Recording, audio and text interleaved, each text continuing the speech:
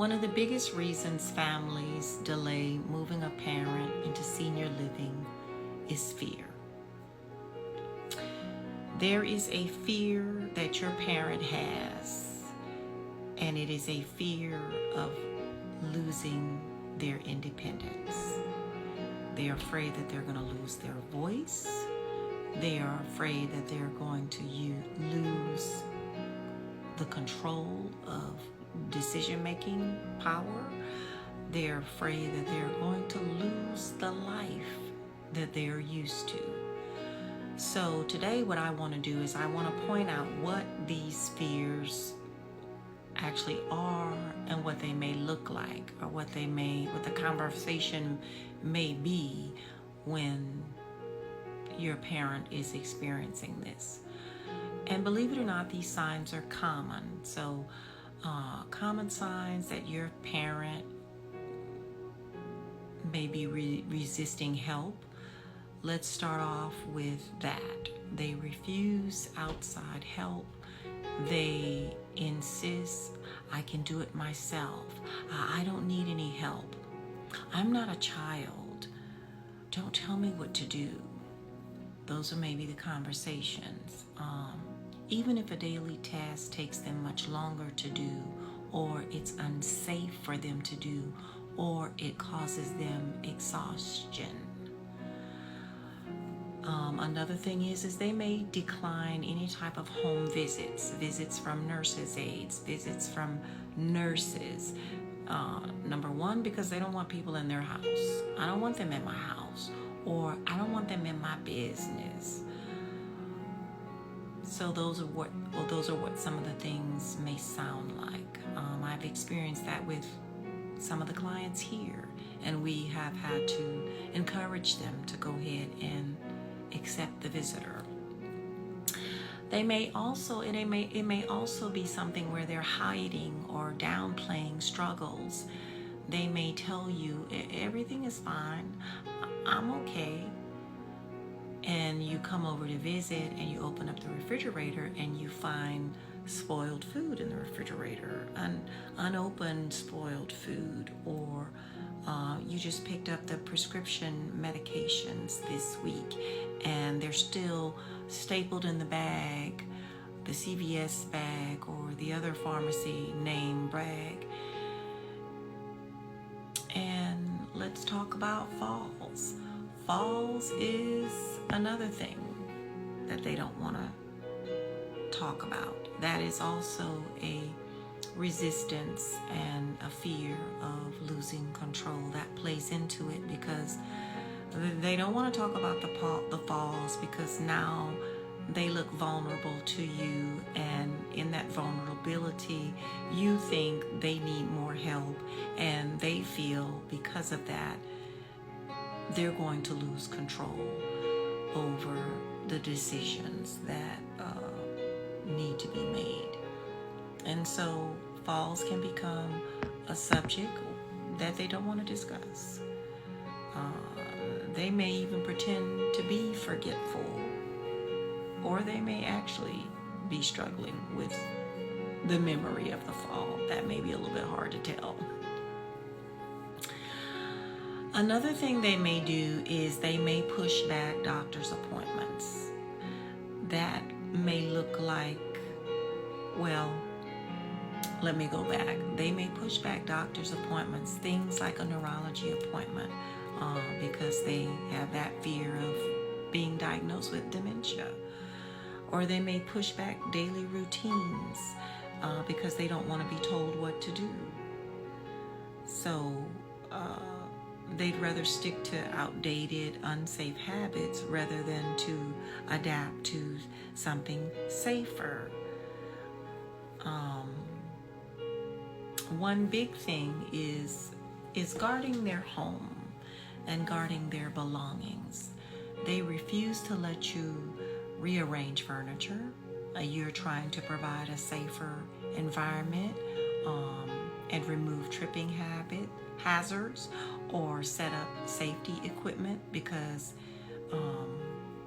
it feels like to them that they're losing control. I experienced this with my mother when I would come into town, I would always want to come in and do a deep cleaning in their home and just remove a lot of safety hazards.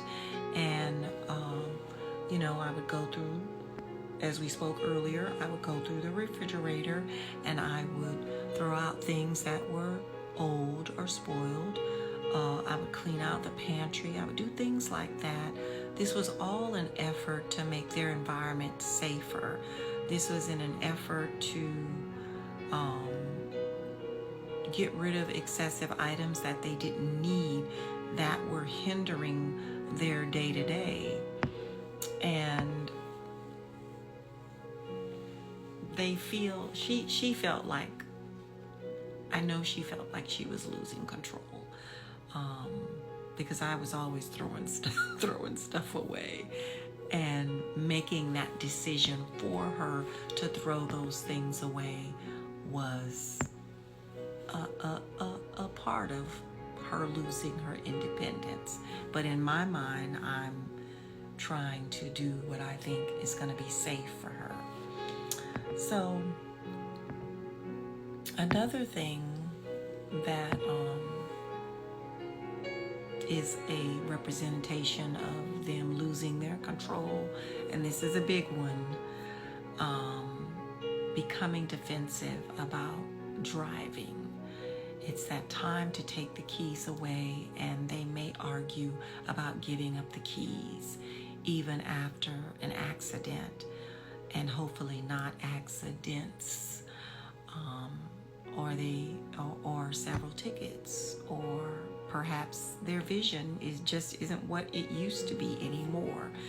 And they are definitely going to avoid conversations about transportation alternatives, like friends coming to pick them up, or some sort of medical transportation that they can utilize to go to see the doctor.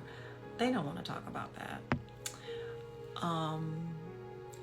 They are going to avoid senior living conversations altogether. They are going to change the subject.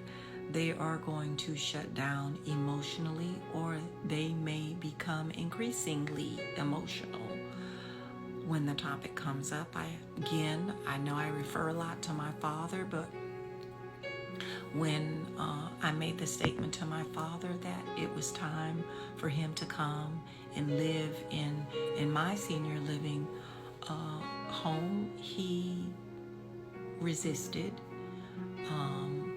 One of the things I remember him verbalizing was, am I going to be able to come back home? Or are you not going to let me come back home? So again, that's that loss of control, that loss of the life that they're used to, that loss of independence. And they may say things like, I'm not going to a home. But what they don't realize is, when they come to a place like His Grace Senior Living Center, they're not actually losing their freedom, but they're actually gaining some of their freedom. They're gaining freedom because they don't have to do things like cook while they're trying to balance on a walker or a cane. They're gaining independence, and this is something that I promote. I want for all of the seniors. I don't want to take away their independence. It's something we try to protect for as long as possible, as long as it's safely possible. The residents here still decide what they want to wear, what days of the week they want to wear it, when to relax, where to relax. It's a big home, so there's several places where we have opportunities to sit and gather and talk, or which activities they want to enjoy and participate in, and which ones they don't want to. Our support staff here is here to assist each resident, not to control. And our home-like environment means your parents are not trading their freedom for safety. We've put all the safety measures in place, but rather they're gaining both freedom and safety in our home. In fact, I've had many seniors tell me that they feel more in control now because they don't have to cook, or they don't have to worry about how that big DIY project is going to get done. They don't have to worry about trying to balance carrying a laundry basket and bracing their cane. They don't have to worry so much about making sure they put the right pills in their medication tray and at the right times. We help them with that, and we provide medication monitoring and medication reminders, and they have the energy now to focus on the things that they truly enjoy. So if your loved one is starting to struggle and you see the signs and you see the struggle at home, and you see them hiding the discussion or changing the subject, don't wait until it's too late. Don't wait until a crisis forces you to make a decision. We do want them to make a move on their terms as much as possible, and let them have as much of the decision-making power as possible. Come visit His Grace Senior Living Center, or visit our website, hisgraceseniors.com. But we'd love if you set up a tour, 713-540-2717. We'd love to see you this week.